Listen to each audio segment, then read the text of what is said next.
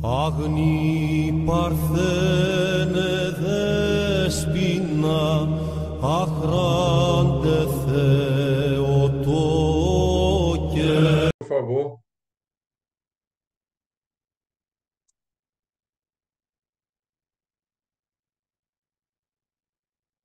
Pronto?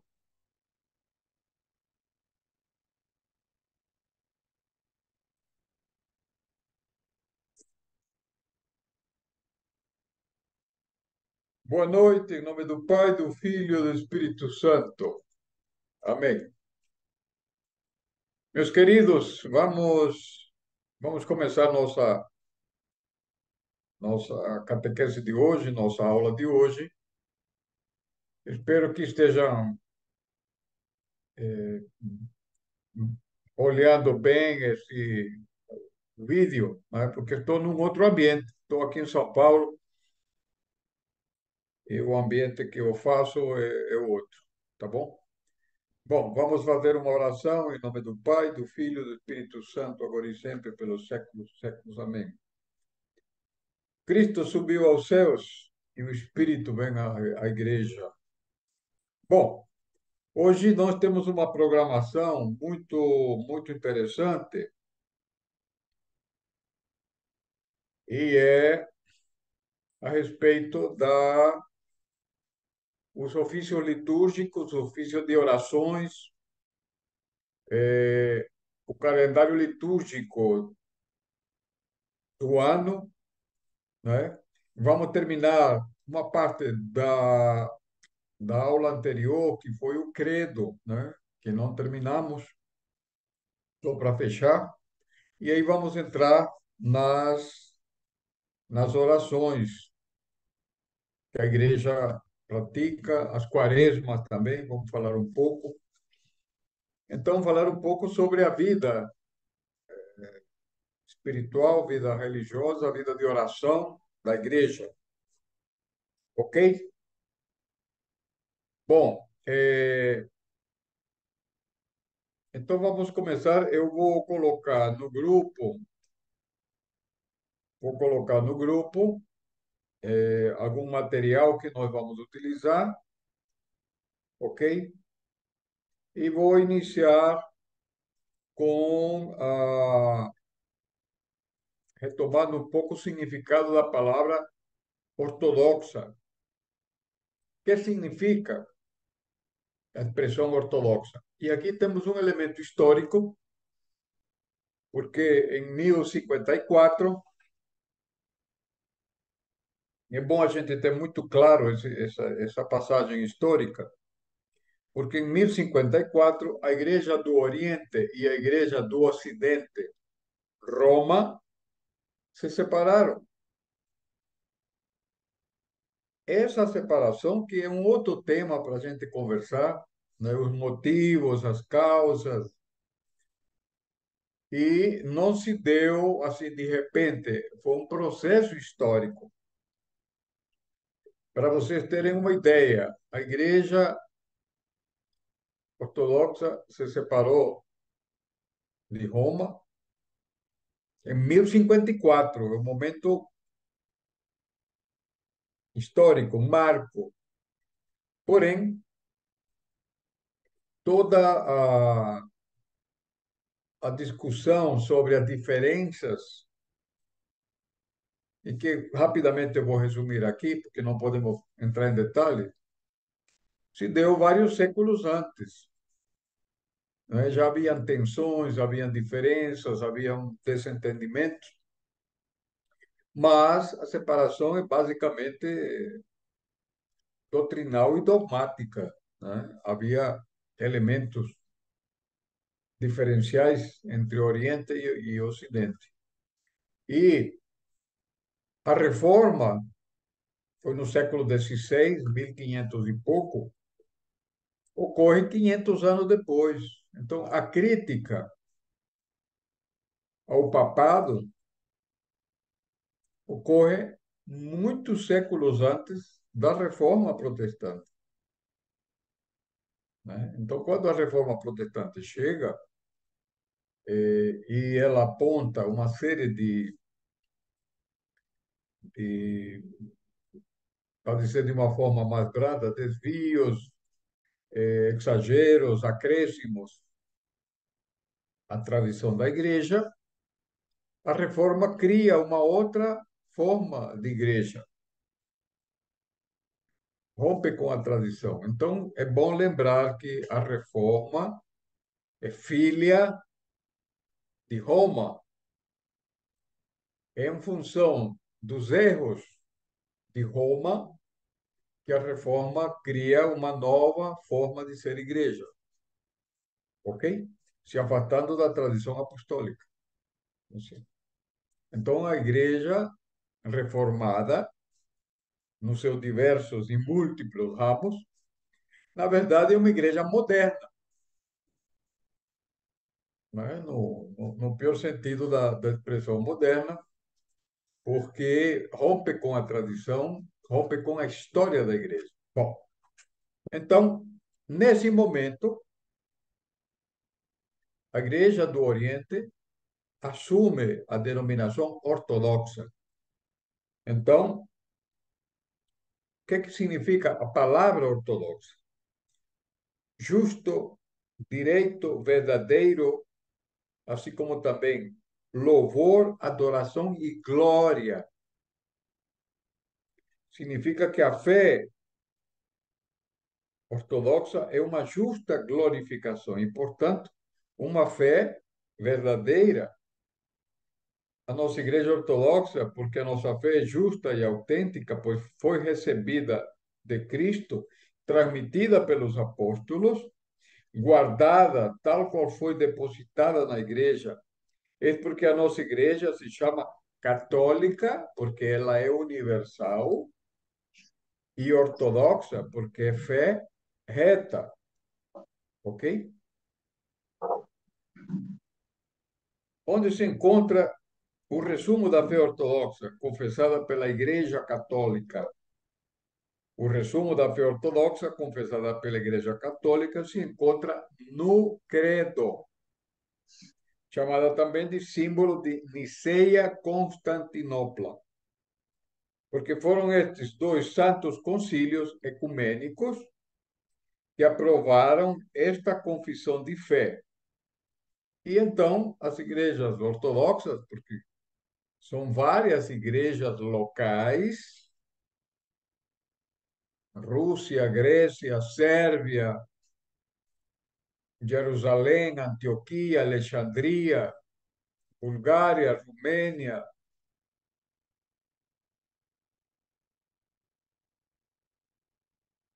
São igrejas ortodoxas, né? São uma comunhão de igrejas ortodoxas, eh, reproduzindo a conciliaridade da igreja, né? A igreja com os vários membros da igreja, onde Cristo é a cabeça. Então, o credo é rezado em todas as liturgias ortodoxas. Toda a liturgia é cantada, ok? Bom, deixa eu ver aqui quem é que está aqui. O Adriano, um abraço, meu querido.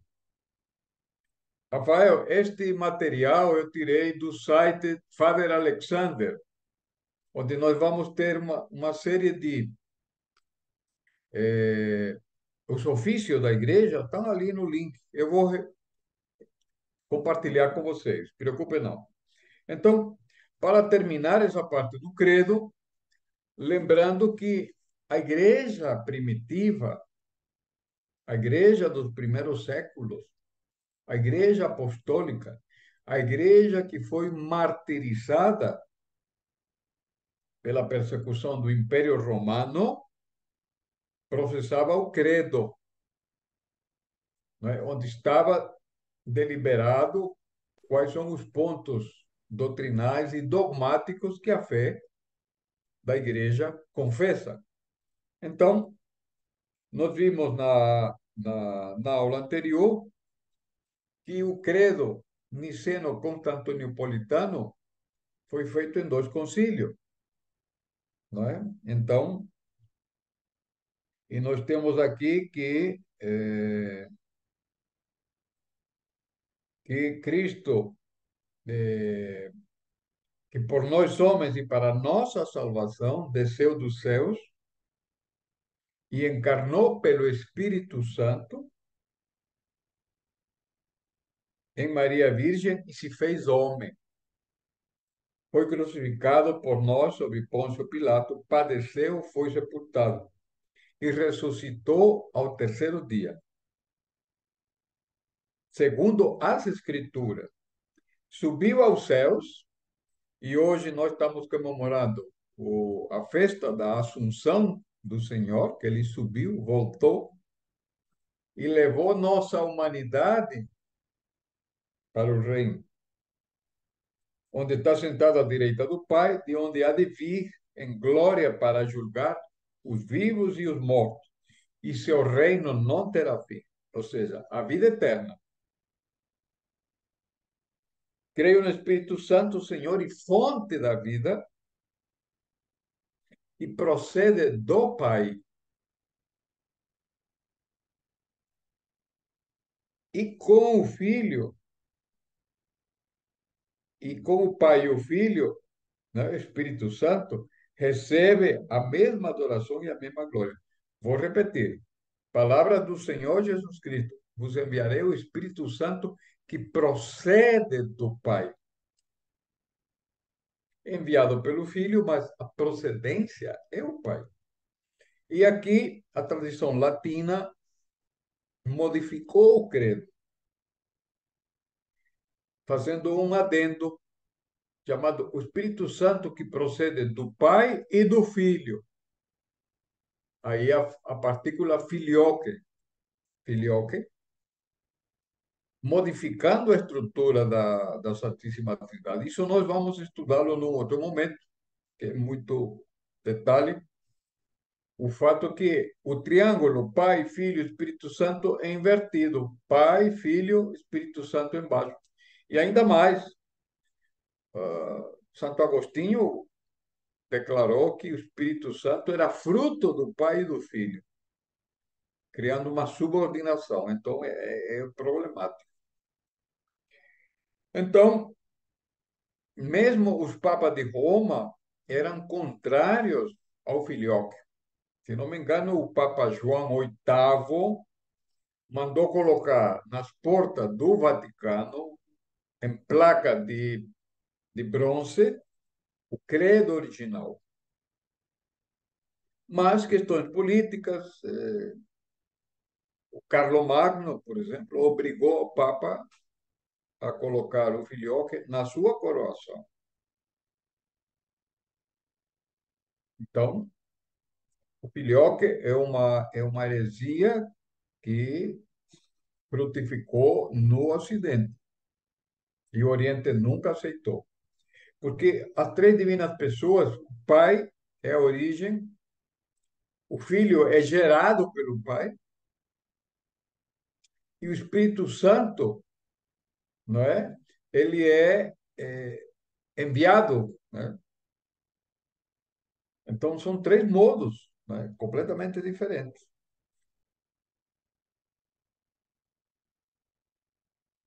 É, é como a respiração: inspirar, expirar, enviado.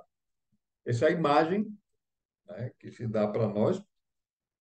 Mas presta atenção, nós vamos estudar mais detalhadamente a Santíssima Trindade, pelo menos entender os elementos da doutrina da Santíssima Trindade, ok? A Santíssima Trindade é incompreensível, mas nós vamos estudar a doutrina da Igreja a respeito da Santíssima Trindade. Então, nós temos que, para concluir, o credo recebe a mesma adoração e a mesma glória do Pai e do Filho, ou seja, a Trindade é a mesma glória, né? A essência é a mesma. Foi ele que falou pelos profetas. Creio na Igreja una, santa, católica, universal e apostólica. Essa é a igreja que Cristo fundou e fundou em Jerusalém. ok? E confesso um só batismo para a remissão dos pecados, espero a ressurreição dos mortos e a vida do mundo que há de vir, ok? Então, nós temos aqui a, a doutrina do credo. É isso que a igreja acredita. Nossa fé está aí, ok? Então, hoje nós vamos estudar o ciclo dos ofícios das orações que são feitas na igreja ortodoxa, principalmente nos mosteiros,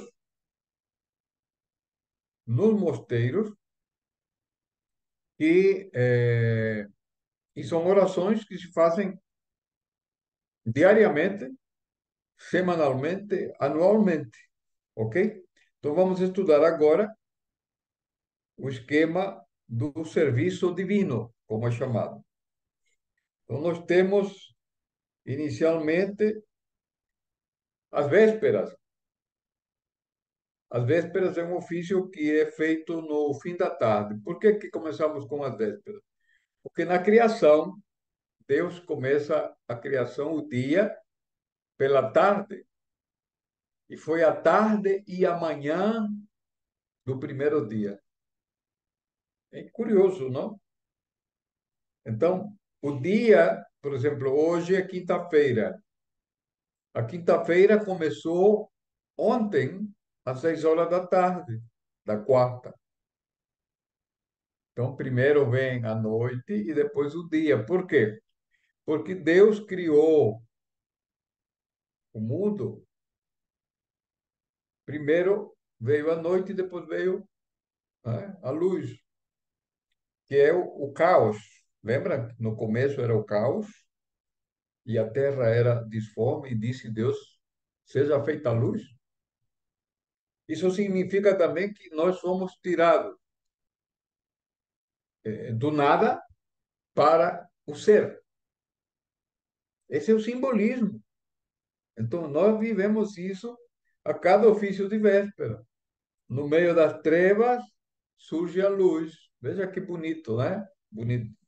Então, às vésperas, no fim do dia, temos o pós-vésperas, que isso é a noite.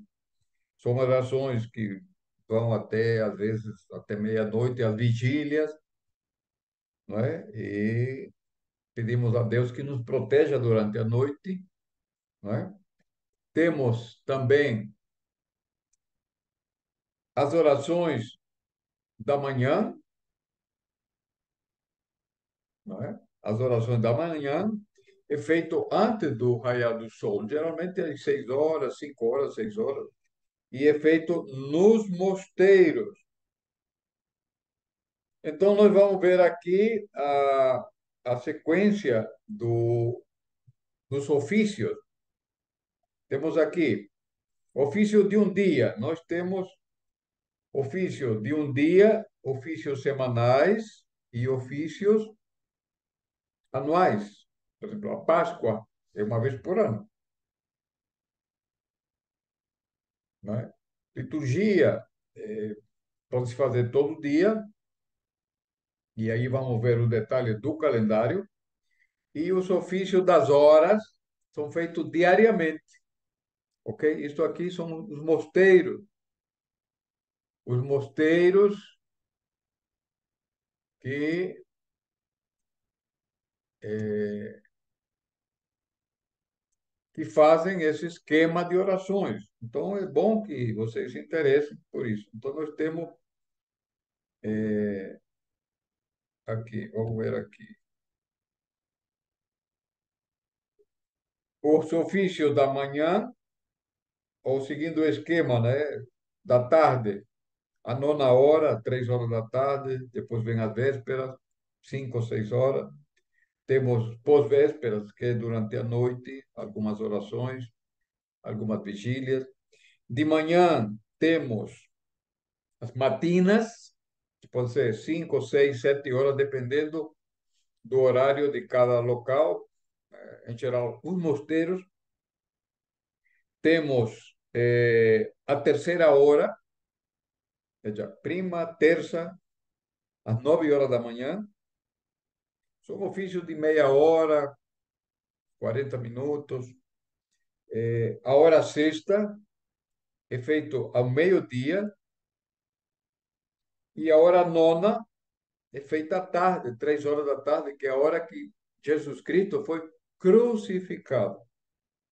Então, recapitulando, pelo começo, matinas, de manhã, 5, 6, 7 horas. Terça, 9 horas. Sexta, meio-dia. Nona, 3 horas da tarde. Vésperas, no fim da tarde. Pós-vésperas, à noite. Então, essa é a relação dos ofícios. Então, nós temos os ofícios divinos, né? São feitos diariamente e são dedicados durante a semana. Nós temos domingo. O domingo, em geral, o ofício principal é a liturgia, a missa, né? E que lembra sempre a ressurreição. Na segunda-feira é dedicado aos anjos. A terça-feira é dedicado a São João Batista. A quarta-feira nós lembramos a traição de Judas. Então, se celebra o ofício em honra da Santa Cruz do Senhor. E quarta-feira é dia de jejum, né? Quarta e sexta-feira são dias de jejum na igreja. Quarta, a traição de Judas, e sexta-feira, a crucifixão. A quinta-feira comemora-se os apóstolos e São Nicolau. Sexta-feira se lembra a paixão, como já falei, jejum e abstinência. No sábado, que é dia de descanso, né, na tradição judaica, os cristãos comemoramos os defuntos, né? Os defuntos. E também se comemora a Mãe de Deus, né? Que é venerada diariamente. Os santos monges, em geral, e os santos que alcançaram o descanso eterno. Também, nesse dia, nós lembramos nossos defuntos. Claro que nós lembramos todos os dias, né? Há que lembrar nossos pais, nossos avós, nossos antepassados. Mas no sábado é um dia especial para os defuntos. E aqui temos, então, as grandes festas. As grandes festas. E aqui vale a pena que nós falemos um pouco sobre estas orações, que do contrário vai ficar meio solto. Veja só, a igreja, ela tem, por definição, ela é o lugar sagrado. Essa noção de sacralidade é que está se perdendo na modernidade. E aqui, falar das coisas de Deus é coisa sagrada, mas aqui estamos falando de outra coisa. A igreja é o espaço e o tempo onde nós celebramos a Deus. Então, tempo e espaço se tornam sagrados através dos ofícios na igreja. Claro que, excepcionalmente, podemos celebrar a liturgia fora da igreja. Acaso? São João Maximovich, por exemplo, que era perseguido e tal, a notícia de que ele celebrou na rua. Mas isso é um caso excepcional. A igreja é o espaço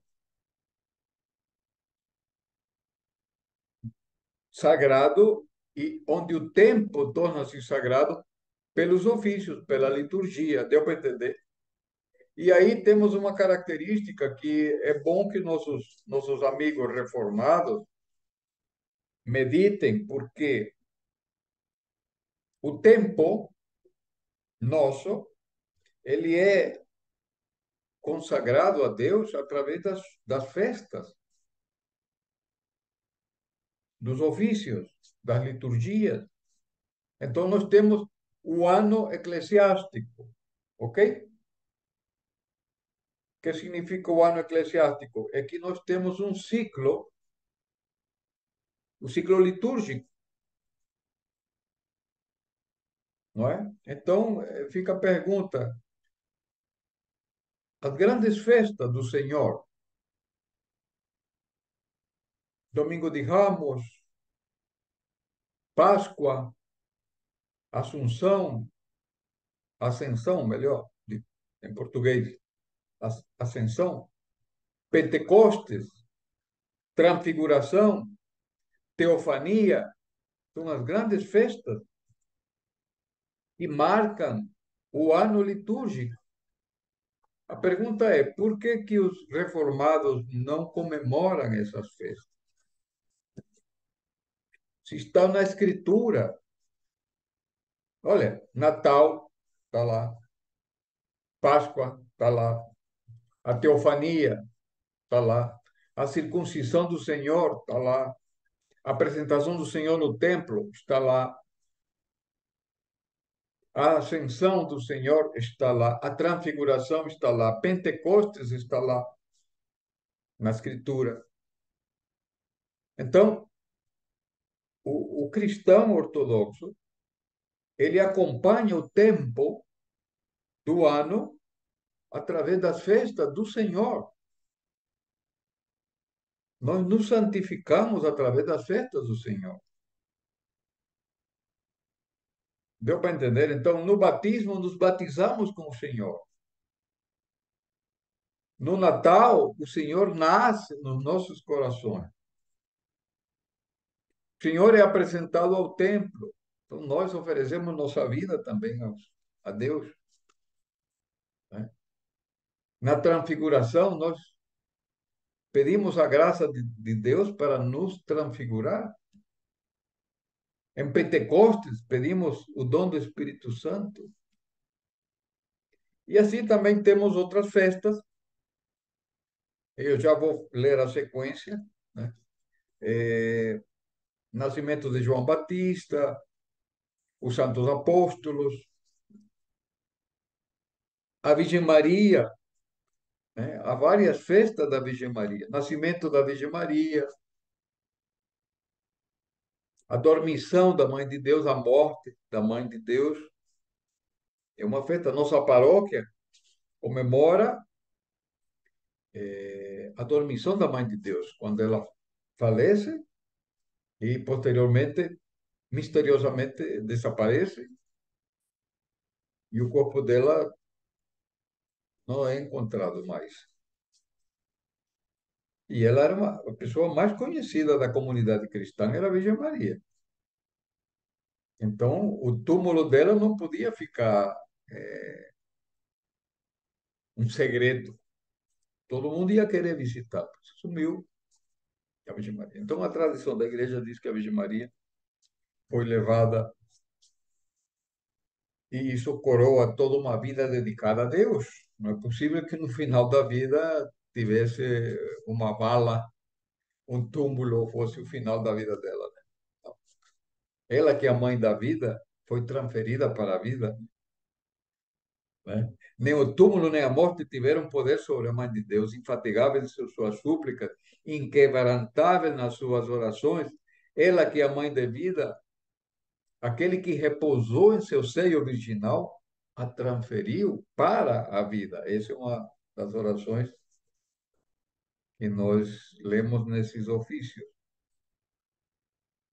Portanto, o ciclo litúrgico é um período de santificação, onde nós acompanhamos a vida de Cristo. Então, nós não podemos estar no mundo vivendo de uma forma não sacralizada, então nós nos sacralizamos, nos santificamos, acompanhando Cristo nesse percurso do tempo. Então, vamos ver aqui as grandes festas, que são móveis.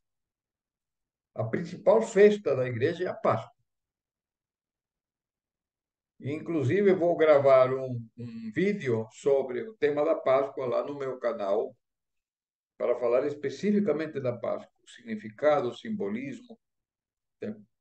É o primeiro domingo após a lua cheia da primavera. Segunda festa, entrada de Jesus em Jerusalém. O único dia que o Senhor foi proclamado rei na terra, um único dia. Então, nós entramos também em Jerusalém com Cristo.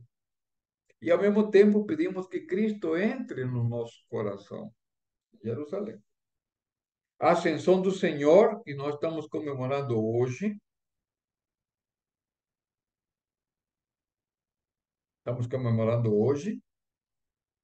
e que na igreja em Recife, atenção, meus amigos, no próximo domingo, o nosso Padre Rafael deverá celebrar a festa da Ascensão no domingo, ok? Temos Pentecostes, né? Domingo de Todos os Santos é o primeiro domingo depois de Pentecostes, justamente porque o Espírito Santo veio e todos aqueles que se tornaram santos fizeram efetiva a descida do Espírito Santo, santificando suas vidas. E esse é o propósito das nossas vidas cristãs na igreja, ser santos, ok? Bom, e aí vendo o calendário geral, sim, sim, parece que sim, Barnabé, é só olhar o calendário. Este domingo será celebrado a Ascensão, que cai no meio da semana, mas por questões práticas, vamos celebrar no domingo. E no outro domingo é Pentecostes. Então, nós temos aqui um calendário. Nascimento da Virgem Maria, 8 de setembro. Entrada da Virgem Maria no templo é feito 21 de novembro.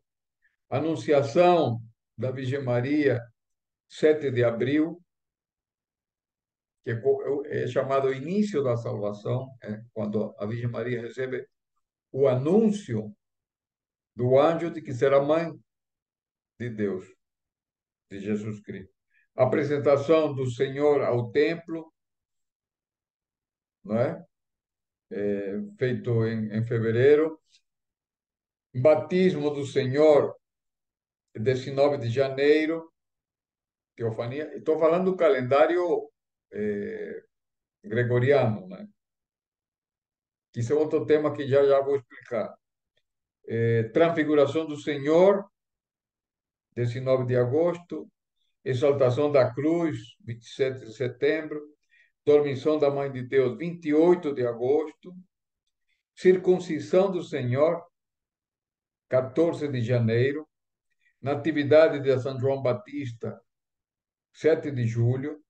Santos Apóstolos Pedro e Paulo, 12 de julho. São Nicolau, 22 de maio. E também se celebra em 19 de dezembro. Então, esse é o ciclo, né? Então, veja, nós entramos numa perspectiva de santificar o tempo, vivendo cada momento. Imagine, nós participamos do batismo de Cristo, participamos da crucifixão de Cristo. Como? Através da quaresma. Ah? E aí vamos falar das quaresmas. Nós temos 4 quaresmas principais. Existem quaresmas de um dia, por exemplo, jejum, o dia da decapitação de São João Batista, um dia que nós jejuamos. a veneração da Santa Cruz, jejuamos. E temos as grandes quaresmas, que são vários dias. A principal é a grande quaresma. Isso é um período de 7 semanas que antecedem a Páscoa, né? E isso lembra os 40 dias que o Senhor fez quaresma, fez jejum no deserto. Então, nós participamos dessa experiência espiritual. Isso não é uma experiência esportiva para ver quem aguenta mais, com atletas, não. É uma experiência espiritual. Cada um participa como pode, de acordo com sua consciência, com suas condições físicas, de saúde. Então, um minuto. Então, vamos encerrar aqui para continuar a segunda parte da nossa aula de hoje, ok? Então, vamos encerrar aqui, Serafim, vamos encerrar aqui. Atenção ao segundo link, ok? Vamos lá.